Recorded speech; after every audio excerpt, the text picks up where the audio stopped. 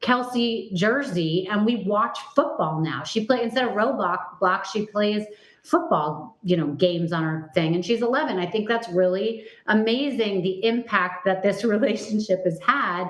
And I really hope that in 2024 that they do not break up, because I really hope this is it for her. They seem both equally successful. They have their own personalities of why people love them, and we're rooting for both of them. So I think that they are the couple of the year. Another one I think is really interesting is Ryan Reynolds and Blake Lively, because they are best friends with Taylor, and they've been seen a lot lately, but I think people really love them because they're both so attractive and whatever, but they really have stood out as people that are supportive. They're just couple goals every single year. They're adorable. They're good parents. And what I don't think people realize is that Taylor has been so close with them for many years that one of her songs is named after, or has all three of their kids in the song. So I think it's called Betty, and that's the name of one of her kids. So I didn't realize this until I went down in the rabbit hole of the whole thing. But anyways, I think they are couple goals. And they're billionaires now with the sale of Mint Mobile. And by the way, my Bravo, if I was going to name a Bravo couple of the year, underdogs, Danielle Oliveira and Southern Hospitality's Joe Bradley, new couple alert, but my money's on them for 2024. Under the radar, but wishing them well. Okay, I like that. Most dysfunctional relationship of the year. I think this is obvious. I mean, do I have to even say the words? The pure trash that is Kim and Croy. Trash. I'm sorry. It's I have terrible. nothing like a trash. Well, at some point it's like people are upset for you because you broke up, but then the way they've behaved, no one cares anymore. No one cares. No one wishes the best for either one. No one blames one over the other, because they both have just seemed so terrible about this whole thing. They're poor kids. And we don't know anymore if things are for reality TV because they're so poor and they're trying to get a show, or if they really are just toxic, disgusting people. So I really think they're dysfunctional and they should not be watched. Like, no one should care what they're doing. Wasn't she just on some show recently? She just filmed The Surreal Life, which is not out yet, where the rumors were that she was going after Tom Hanks' son, Chet Hanks. Listen, I understand 911 has to come if you call 911, but at what point do you care? They call 911 how many times have you called 911 in your life? I think maybe never for me, maybe by mistake once. I mean, they call 911 every other day. You can call 911 by mistake. You're looking at me like I'm crazy. Sometimes you're like, oh shit, how did I dial 911? You sit on your phone, like a butt dial. You're like, oh my God. But yeah, they call 911. The children call 911. It's I don't think I've ever seen a more dysfunctional couple in my life, possibly. Right. Okay. Another couple I think should be up for the nomination would be Will Smith and Jada Pinkett. I mean, how many times is she going to emasculate this poor guy, and how many times is he going to take it?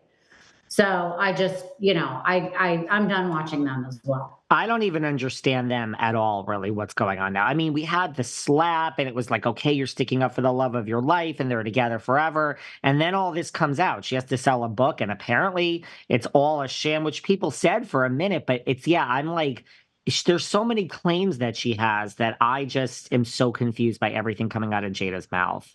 Yeah. All right. Well, so we're going to move on from them. All right. I like this one. Most inspiring person of 2023. For me, another non-Bravo. I'm so proud of myself. For me, it is Shannon Doherty. Listen, I don't listen to podcasts. Hers is the only one I'm listening to. I mean, besides yours and mine, of course. She has a new podcast, Let's Be Clear with Shannon Doherty. Look, I mean, she has stage 4 breast cancer, which then spread to her brain, which is now in the bones.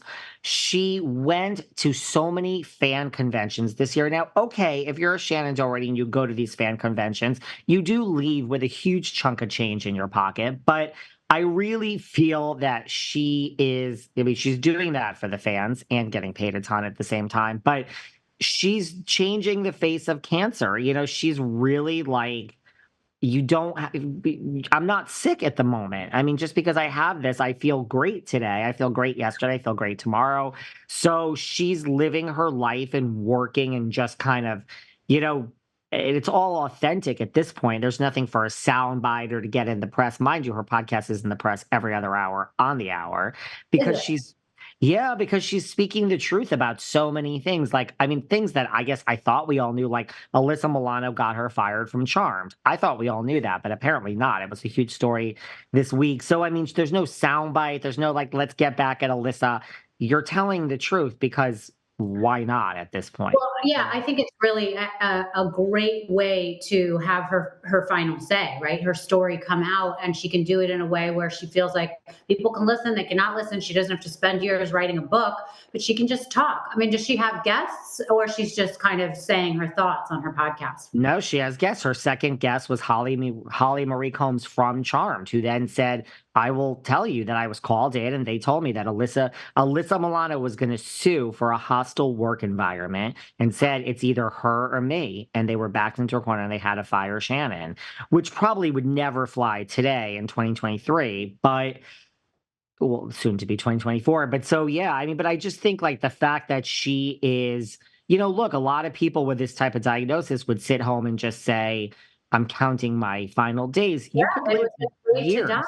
for sure, Right. absolutely. And So she's inspiring. she's an absolute inspiration for people who think their life is over when they are diagnosed with cancer. She is forging on, telling her story, making sure that her words get out there, and living like living every day for today. Which, by the way, we all should, because we're all going to die at some point, right? And I say we that don't all the time. yeah, but we don't know if we have 2 years, 5 years, just because we weren't diagnosed with something. It's a really good lesson in that you should live every day to its fullest. I know that's like very cliche, but it is true. We can't just assume we're going to live till we're 85, 90 years old. I say that all the time. I Yeah, agree with you. so I agree. All right, for me, my most inspiring person of the year is Maya Kowalski. I talk about this story all the time with you on my show, with everyone, but she is the girl that at 10 years old was taken to the hospital by her parents. She had been diagnosed with a disease that needed treatment with ketamine. And when they went to the hospital a year later, after she relapsed, the hospital did not believe her parents, called in Child Protective Services. They took over for 3 months. She wasn't allowed to see her mother, and her mother ultimately killed herself.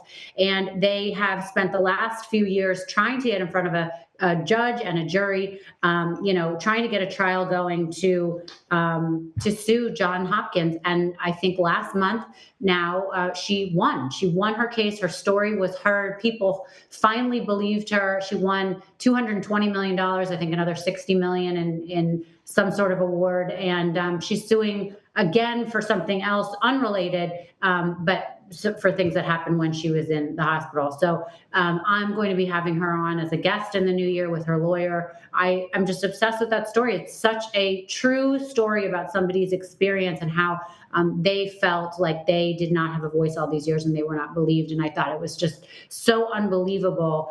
There's a Netflix documentary called Take Care of Maya. Everyone should see it. But it's so hard to watch because it's so upsetting, and it just sheds light to